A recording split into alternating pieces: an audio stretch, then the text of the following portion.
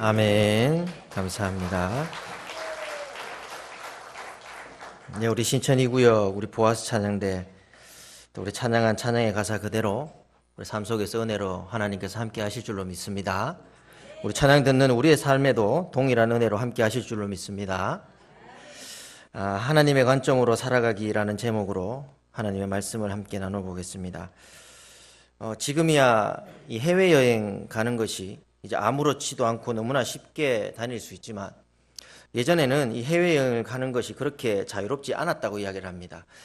그래서 알아보니까 우리나라에서 이렇게 자유롭게 해외여행을 다닐 수 있게 된 지가 그렇게 오래되지 않았더라고요. 그래서 88 서울올림픽을 계기로 이렇게 우리가 좀 자유롭게 해외여행을 다닐 수 있었지, 그전에는 그렇게 쉽게 해외여행을 다닐 수 없다라는 이야기를 제가 들었습니다.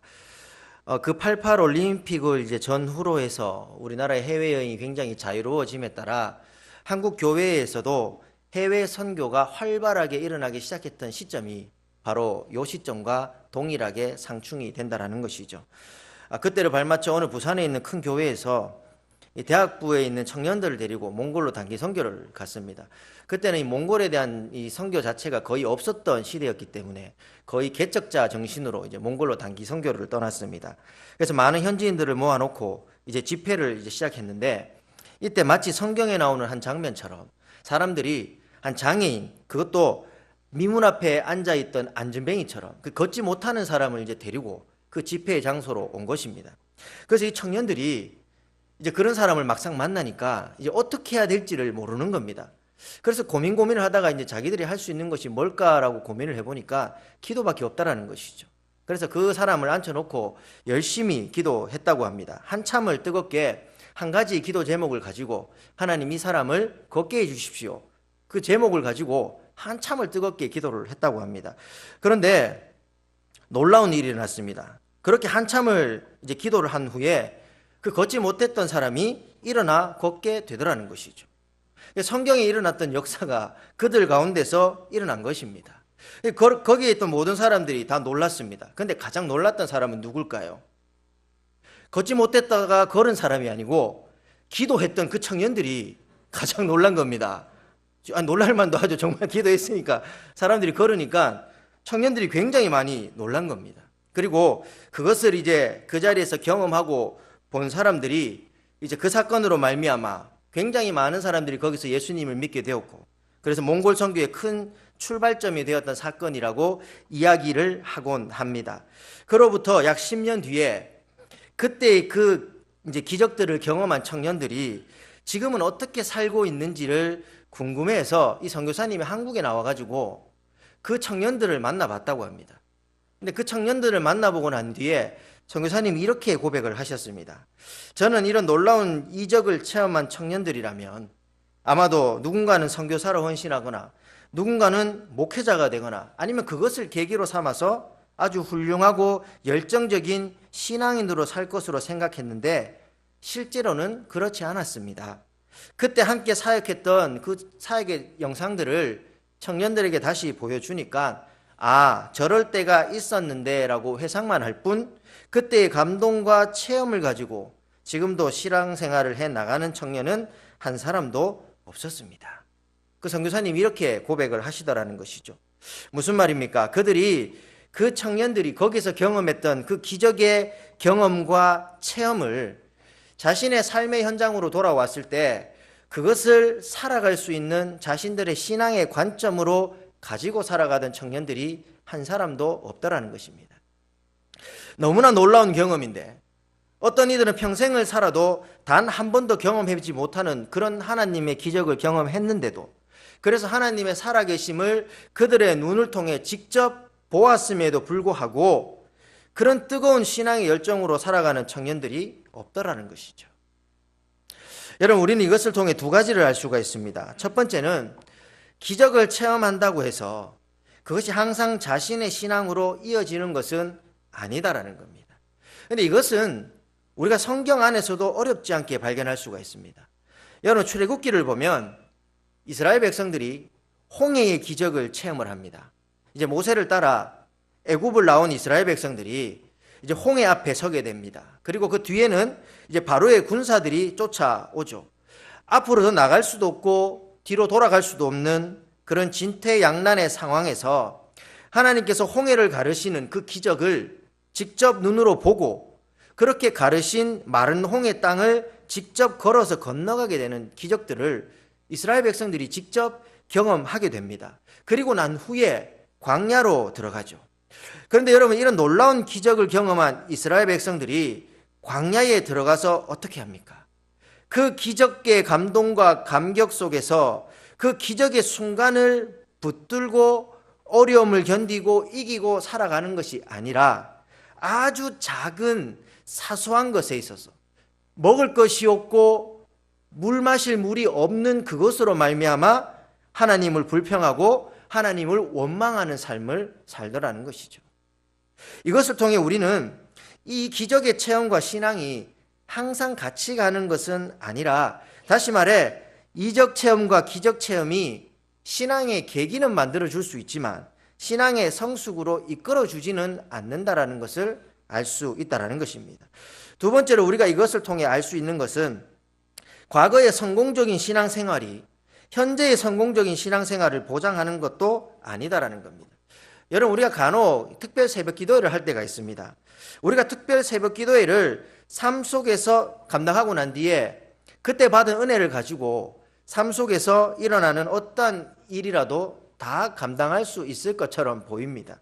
세상에 나가면 다 승리할 수 있을 것 같고 믿음 하나 가지고 나가면 얼마든지 이겨낼 수 있을 것 같은 마음으로 세상으로 나갑니다. 그러나 시간이 점점 지남에 따라 그때의 감격은 희미해지고 현재 내 앞에 놓인 작은 문제 앞에서도 믿음의 행동을 실천하기를 어려워하는 우리 자신의 모습을 볼 때가 너무 많이 있다는 것이죠. 또한 젊을 때 열정적으로 사역하며 신앙이 귀감이 되기도 했던, 그래서 어떤 많은 성취를 이루셨던 목사님들이 노년이 되어서 정말 터무니없는 것들로 인해 넘어지는 것들을 우리는 여러 가지 경로를 통해서 듣기도 하고 보기도 할 수 있다는 겁니다. 여러분, 이러한 것들은 과거의 신앙적인 모습이, 그렇게 과거에 성공했던 신앙적인 모습이 지금 현재의 성공적인 신앙생활을 보장해 주는 것이 아니기에 과거의 그 신앙적인 모습에만 도취되어 있지 말고, 그래서 자만하지 말고 현재의 신앙생활에도 성실하게 임하면서 살아가야 됨을 우리에게 가르쳐주고 있다는 것이죠. 오늘 우리가 본 본문은 이제 다윗이 왕이 되기 이전의 모습을 보여주고 있습니다.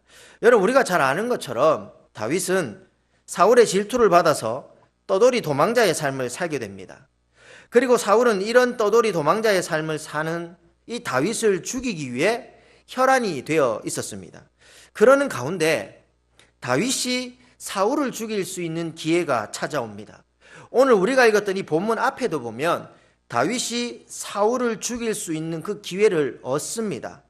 사울을 죽일 수 있는 기회를 얻었다라는 것은, 다시 말하면 지금 이렇게 떠돌이 도망자의 그 피곤하고 힘든 삶을 사는 자신의 그 삶을 정리할 수 있는 그런 기회를 얻었다라는 것을 말하는 것이죠. 그런데 이런 절호의 기회를 얻은 다윗이 어떻게 하는가요? 사울의 옷자락만 벤 후에 그냥 사울을 살려 보내줍니다. 왜 그렇습니까? 차마 사울을 죽일 수 있는 용기가 없기 때문에, 아니면 자신이 없었기 때문에 괜히 잘못 건드렸다가 자기가 더 피해를 볼까봐 그래서 사울을 그냥 살려 보냈던 것일까요? 그런 것이 아니다라는 것이죠. 다윗이 사울을 죽이지 않고 살려 보냈던 이유는 사울이 하나님의 기름 부으심을 받은 자였기 때문에, 좀 더 구체적으로 말씀드리면 하나님께 기름 부음 받은 자를 해치는 것은 하나님께서 금하신 것이기 때문이라는 그 이유 때문에 사울을 그냥 살려 보내주었다라는 것입니다. 여러분, 사실 다윗의 이러한 행동은 우리가 보기에는 좀 미련해 보이는 행동일지도 모릅니다. 왜냐하면 이렇게 사울을 그냥 살려 보내주면 언제 또 사울이 자신을 죽이러 올지 모르기 때문입니다.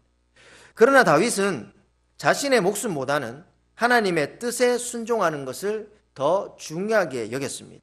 그렇기 때문에 다윗은 사울을 살려줄 수 있었던 것이죠. 그런데 이렇게 세상 어느 것으로도 무너뜨릴 수 없을 것만 같았던 다윗의 믿음이 늘 하나님의 관점에서 살아왔던 다윗의 믿음의 삶이 오늘 본문을 보면 너무나 허무하게, 너무나 어처구니 없게 무너지는 것을 볼 수 있다는 것입니다. 여러분, 사울이 하나님의 기름 부으심을 받은 자이기 때문에 해할 수 없다면서 호기롭게 사울을 죽이지 않고 보내주었지만, 그렇다고 해서 다윗의 삶이 변한 것은 하나도 없었습니다. 여전히 다윗은 떠돌이 신세였고 여전히 도망자 신세였던 것이죠. 여러분, 한 곳에서 정착하지 못하고 떠돌이 삶을 살 때 가장 문제가 되는 것이 뭘까요? 바로 먹는 문제입니다. 식량 문제입니다. 다윗도 마찬가지였습니다. 더욱이 다윗은 혼자가 아니라 그를 따르는 자들과 함께 있었기 때문에 늘 이 식량 수급에 문제가 있었던 것입니다. 그러던 중에 이 나발이라고 하는 한 사람을 만나게 됩니다. 근데 이 나발이라고 하는 사람이 어떤 사람이냐면 사무엘상 25장 1절에 보면 양 3,000마리, 염소 1,000마리를 가지고 있는 엄청난 부자였던 사람이었습니다. 근데 이 나발이 자신의 그 양의 털을 깎는다라는 소식을 이제 다윗이 듣게 됩니다. 여러분, 이 양 털 깎는 것은 이제 농사로 치면 추수하는 것을 의미합니다. 그러니까 목축을 하는 사람들에게 있어서 양털을 깎는 것은 굉장히 큰, 한 해의 여러 행사 중에 굉장히 큰 행사였던 것이죠. 다윗이 이 소식을 듣고 다윗이 부하들을 나발에게 보냅니다. 왜냐하면 예전에 이 나발의 양떼들이 들판에 있을 때 그 양떼들을 강제로 빼앗거나 한 적도 없고 오히려 그 양떼들을 지켜주고 보호해 주었기 때문에 거기에 대한 보답으로 조금이나마 이런 식량을 좀 얻고자 하는 마음으로 이 나발에게 자신의 부하들을 보냅니다. 그런데 나발이 이러한 다윗의 요구를 거절을 합니다. 그런데 그냥 거절하는 것이 아니라 굉장히 다윗에게 모욕감을 주며 거절을 합니다. 사무엘상 25장 10절과 11절입니다. 나발이 다윗의 사환들에게 대답하여 이르되 다윗은 누구며 이새의 아들은 누구냐? 요즘에 각기 주인에게서 억지로 떠나는 종이 많도다. 내가 어찌 내 떡과 물과 내 양털 깎는 자를 위하여 잡은 고기를 가져다가 어디서 왔는지도 알지 못하는 자들에게 주겠느냐 한지라. 여러분, 무슨 말입니까? 다윗이 누구냐는 겁니다. 어느 동네 사람이냐는 겁니다. 어디서 온지도 모르고 누군지도 알지 못하는 그런 사람에게 어떻게 내 떡과 물과 내 종들을 위해 잡아놓은 고기를 줄 수 있냐는 거예요. 못 준다라는 겁니다. 이 말을 들은 다윗이 어떻게 합니까? 이제 화가 났죠. 분노가 이제 그게 다다릅니다. 그래서 당장 이 나발을 죽이겠다고 자기 밑에 있던 부하들 중에 한 400명을 데리고 이제 나발에게로 가는 것이죠. 근데 여러분, 다윗의 이 모습을 한번 잘 보십시오.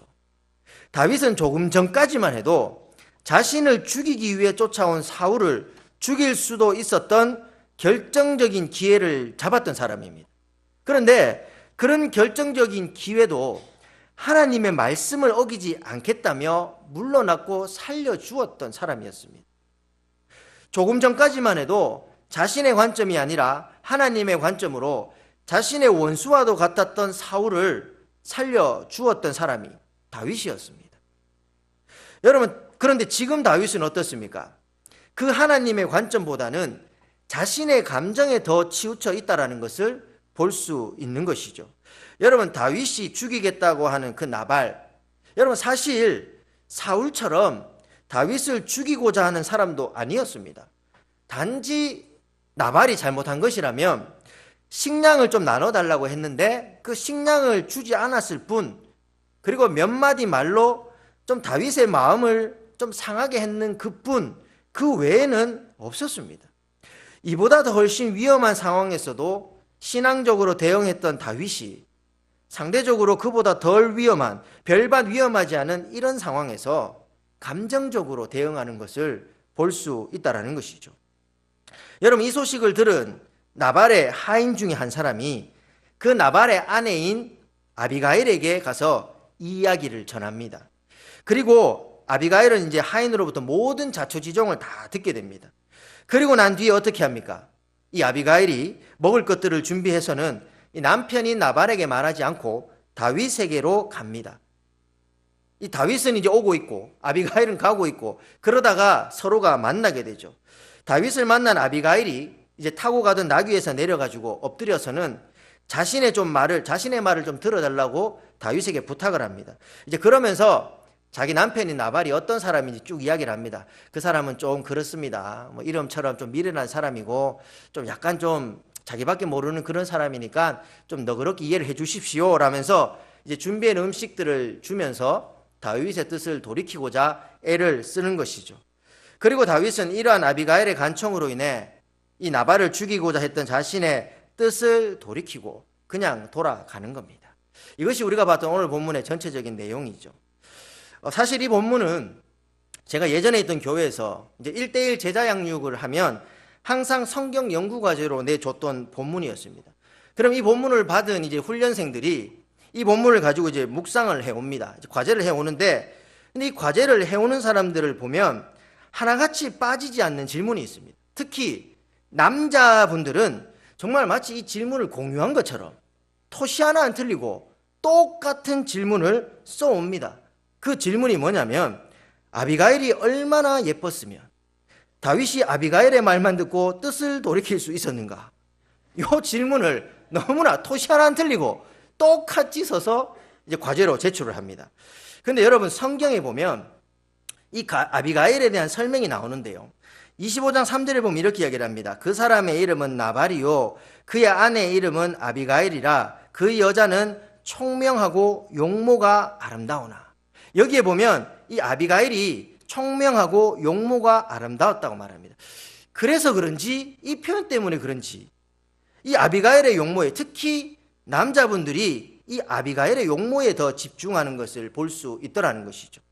그러나 오늘 본문을 자세히 보면 아비가일의 용모 때문이 아니라 아비가일의 말과 행동 때문에 다윗이 그 뜻을 돌이켰다라는 것을 볼 수 있다라는 것입니다.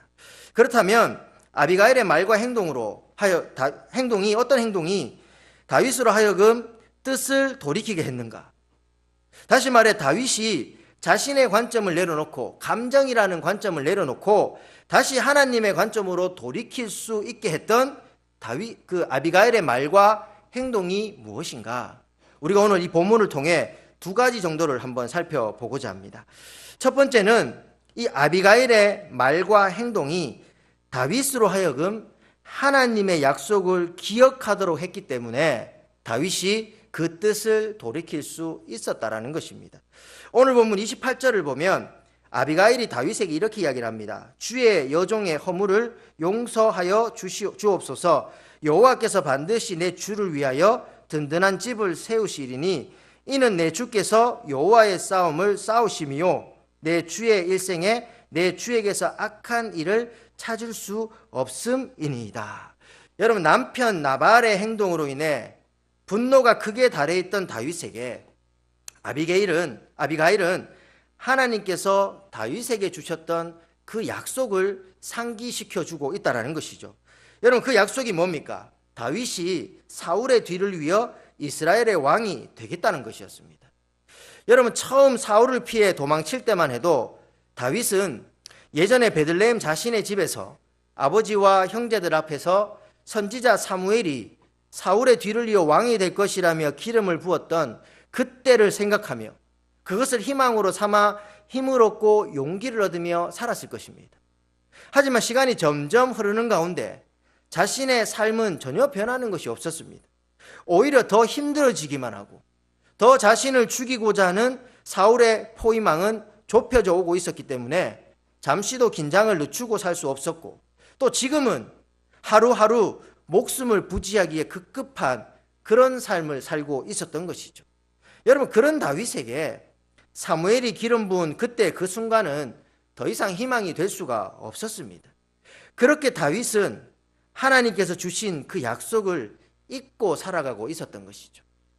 그런데 바로 이 아비가일이라는 여인을 통해서 여호와께서 반드시 내 주를 위하여 든든한 집을 세우시리니라는 이 말을 통해 사무엘을 통해 자신에게 주셨던 하나님의 약속, 장차 사울의 뒤를 이어 이스라엘의 왕이 될 것이라는 그 약속을 이제 다윗이 기억하고 회복하게 되는 것입니다. 그리고 그 약속을 붙들고 이 나발을 자신의 감정으로 보는 것이 아니라 하나님의 관점에서 보게 되더라는 것이죠. 여러분, 오늘 우리가 이 땅을 하나님의 관점으로 살아갈 수 있는 것은 바로 하나님께서 우리에게 주신 약속인 줄로 믿으시기를 축복합니다. 끊임없이 세상의 관점과 인간의 관점, 특히 나의 생각과 경험과 감정이라는 관점으로 살아가기를 유혹하는 이 시대 속에서 하나님께서 나에게 주신 약속, 하나님께서 우리 남편과 아내에게, 자녀에게 주셨던 약속, 그리고 우리의 가정과 우리의 사업과 우리의 기업에 주신 약속, 이 약속들이 우리를 세상 속에서 세상의 관점, 인간의 관점이 아니라 하나님의 관점으로 살아가게 하는 힘이 될 줄로 믿습니다. 그래 여러분, 혹 지금 다윗과 같이 이런 어려운 상황 가운데 있고 이런 어려운 가운데 있는 분들이 계시다면, 그래서 이 하나님의 약속을 놓고 살아갔던 분들이 계시다면 다시 그 하나님의 약속을 회복할 수 있기를 축복합니다. 그래서 이 한 주도 하나님이 주신 그 약속 붙드시고 하나님의 관점으로 살아가는 우리 모든 성도님들이 되시기를 축복합니다. 두 번째로 다윗이 이 아비가일의 말과 행동을 통해 자신의 감정이라는 관점을 내려놓고 하나님의 관점으로 돌이킬 수 있었던 것은 이 아비가일의 말과 행동이 다윗으로 하여금 크게 생각하고 멀리 보도록 만들어 주었기 때문이라는 것이죠. 오늘 보면 30절과 31절을 보면 아비가일이 다윗에게 이렇게 이야기를 합니다. 여호와께서 내 주에 대하여 하신 말씀대로 모든 선을 내 주에게 행하사 내 주를 이스라엘의 지도자로 세우실 때에 내 주께서 무죄한 피를 흘리셨다든지 내 주께서 친히 보복하셨다든지 함으로 말미암아 슬퍼하실 것도 없고 내 주의 마음에 걸리는 것도 없으시리니 다만 여호와께서 내 주를 후대하실 때에 원하건대 내 주의 여종을 생각하소서 하니라. 여러분, 아비가일의 이 말을 정리하면 이런 겁니다. 이 나발의 조롱에 대해서 당장의 감정에만 충실해 가지고 이 나발을 죽인 것으로 말미암아 나중에 왕이 되었을 때 혹 무고한 피를 흘리게 한 것으로 또 이런 것을 보복한 것으로 슬퍼하며 후회하는 그런 일을, 그런 흠을 만들지 말라라는 것입니다. 그러니까 지금 당장의 감정보다는 좀 더 미래를 바라보고 더 크게 생각하고 더 멀리 바라봐서 왕이 되었을 때, 당신이 왕이 되었을 때의 그 입장을 생각하라는 것이죠.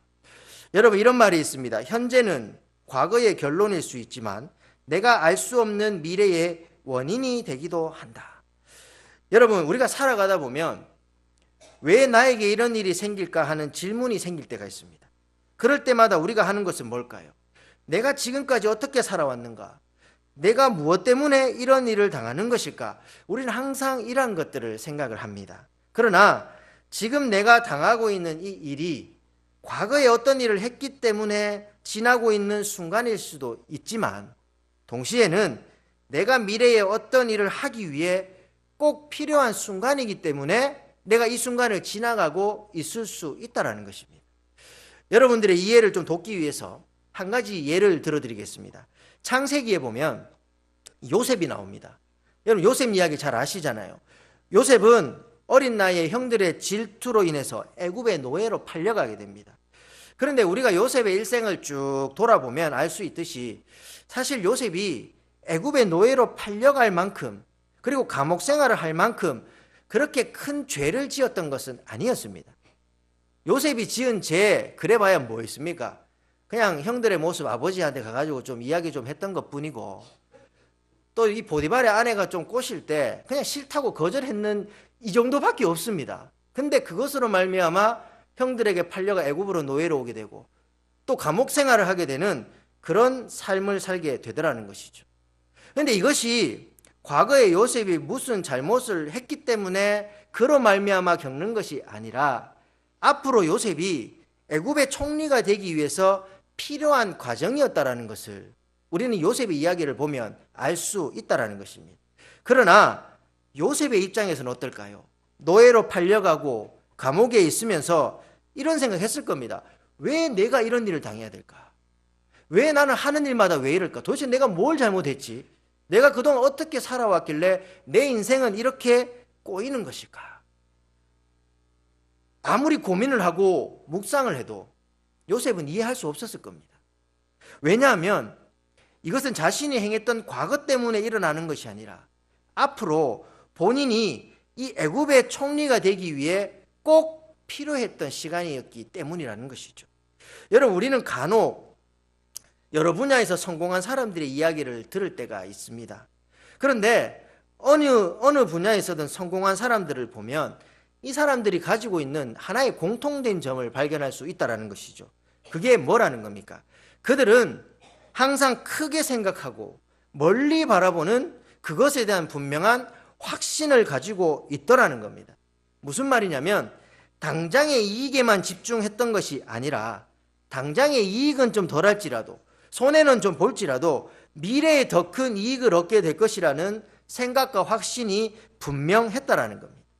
여러분, 마찬가지로 우리가 하나님의 관점으로 살아가기 위해서는 지금 내 앞에 놓인 이 현 사안들에만 시선을 고정하지 마시고 그것을 어떻게 해야 될지에만 집중하지 마시고 그것이 해석이 되든 해석이 되지 않든 이것이 이해가 되든 이해가 되지 않든 답이 보이든 답이 보이지 않든 간에 우리의 삶을 인도하시는 하나님께서 오늘보다는 더 큰 내일을 계획하고 계신다는 그 확신을 가지고 우리가 더 크게 생각하고 더 멀리 바라볼 수 있는 믿음의 안목을 가질 수 있어야 된다는 것입니다.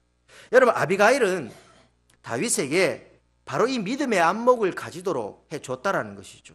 그래서 순간의 감정으로 인해서 이 나발이라고 하는 이 한 사람만 생각하게 만들었던 것이 아니라 그 감정을 조금만 참아서 더 크게 더 멀리 생각해서 다윗이 왕이 됐을 때를 생각하라고 권면했다라는 것입니다. 여러분, 하나님의 생각은 이사야 55장 9절의 말씀처럼 우리의 생각보다 높습니다. 우리의 생각보다 깊습니다. 우리의 생각보다 너무나 크게 넓다라는 것이죠. 그래서 우리가 아무리 하나님의 생각을 알려고 해도 우리가 아무리 하나님의 생각을 다 안다고 해도 그것은 아는 것이 아니다라는 겁니다. 우리는 결코 하나님의 생각을 다 알 수가 없습니다. 그렇기 때문에 우리는 오직 우리의 생각보다 높고 크신 그 하나님의 생각에 대한 분명한 신뢰와 확신을 가지시고 오늘보다 더 큰 내일, 오늘보다 더 큰 내 삶, 오늘의 이 어려운 삶보다 내일의 더 나은 삶을 하나님께서 허락하여 주실 것에 대한 그런 믿음과 확신을 가지고 더 크게 더 멀리 바라볼 수 있는 믿음의 안목을 가지고 살아가야 된다는 것입니다. 이렇게 살아가는 것이 바로 우리가 하나님의 관점으로 살아가는 것이죠. 그러므로 하나님의 인도하심과 계획하심에 대한 그 신뢰와 확신을 가지시고 크게 생각하고 멀리 바라보며 하나님의 관점으로 살아가는 우리 모든 성도님들이 되시기를 축복합니다. 이제 말씀을 정리합니다. 여러분, 사람은 누구나 자기만의 관점이 있습니다. 그리고 그 관점으로 모든 것을 바라보고 판단하고 행동하는 것이죠. 여러분, 성도인 우리에게도 마찬가지입니다. 우리 역시 우리가 가지고 있는 각자의 관점이 있고 그 관점을 가지고 삶을 살아가는 것이죠. 그러나 성도에게는 인간으로서 가지는 관점이 아닌 다른 관점을 가지고 살아가야 된다는 겁니다. 그것이 무엇입니까? 바로 하나님의 관점이라는 것이죠.